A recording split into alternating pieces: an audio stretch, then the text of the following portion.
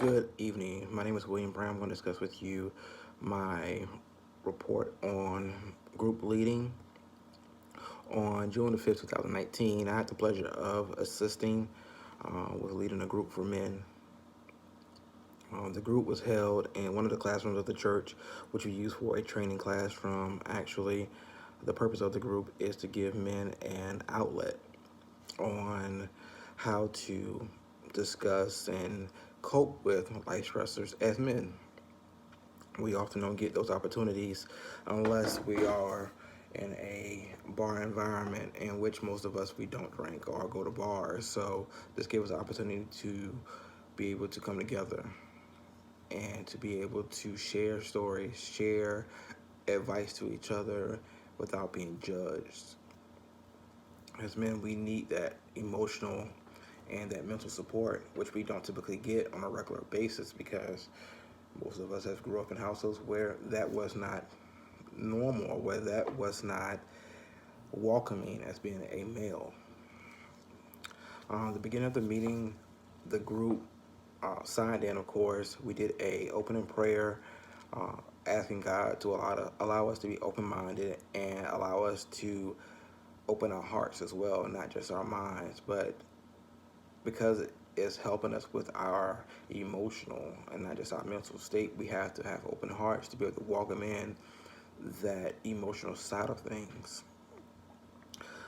The session was a open discussion, really, based on some recent events that have happened within the area, within Virginia Beach. Most of us reside in Virginia Beach, and it was a tragic event that led us to discuss about how to protect our homes, how to protect the people we love, and how to cope with our own emotional stressors that all it takes is one situation and we'll be at a breaking point.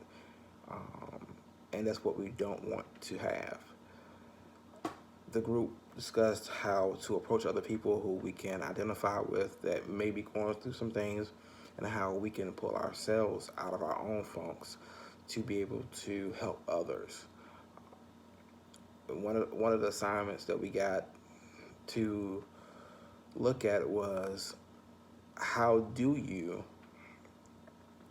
stop and cut off yourself for the sake of helping somebody else when you're going through all that you're going through, and to be able to stop at that moment and say, okay, this person needs some help. Can I be able to provide that to them?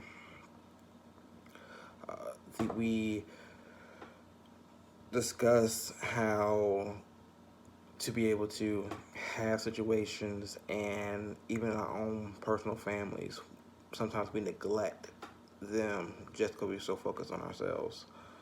And we can't go through life like that.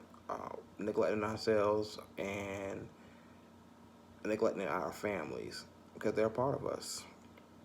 The main challenge I encountered while while being involved in the group was that I keyed in on a lot of sidebar conversations.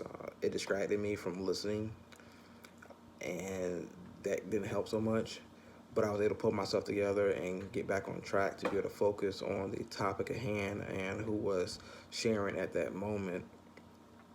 The thing I believe I did well was having great follow up questions that helped me draw a bigger response from whoever was sharing, or to help generate more questions from other individuals who was not sharing at that moment, but it made them think, made them want to be able to ask questions and get some clarity on how to deal with certain situations.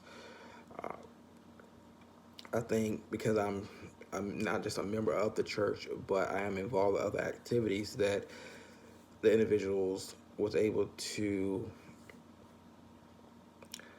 respond to me as not just somebody who's just there, but they knew who I was, they understand what I did, and they trusted my responses. And after reading the text from Jacobs and Corey, trust is a big factor. When you're leading any type of group, you want to be able to establish that rapport and that trust with the individuals so that they'll know that they could be open with you. And I believe transparency is the beginning of that. I believe that I have been transparent in a lot of things that I have dealt with in my own life that allow people to understand and to understand me, but also know that I can understand them in any situation that I have dealt with and can use what my experience was to be able to help them. Due to me having to lead groups before, it wasn't much of a challenge for me to be able to lead a group again. Uh, the takeaway I have from leading this group was the type of environment that it was in. Most people would expect it being in a church and the focus being on religion, and that's not the case. Um, I go to a church where we believe in real people serving a real God.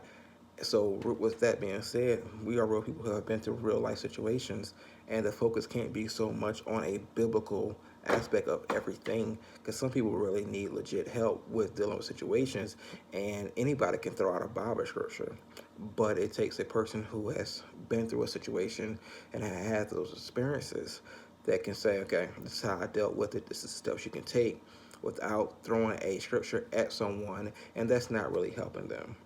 Because if you're dealing with a worldly individual like I do on a daily, they're not familiar with the Bible scriptures. They're not familiar with church because that's not how they either was raised, or that's not something they have been interested in.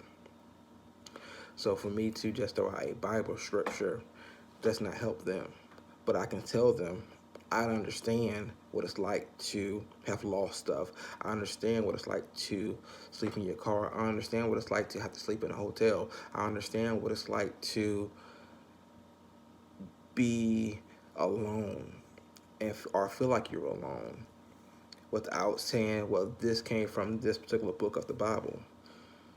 I think people get so caught up on because locations being on a church or locations being within that particular aspect of things that they want to focus, well, is that a church, so let's make it as churchy as possible.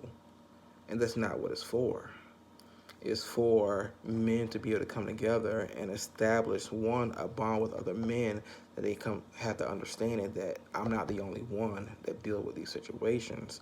It's it's a purpose of men coming together and say, okay, this brother has my back.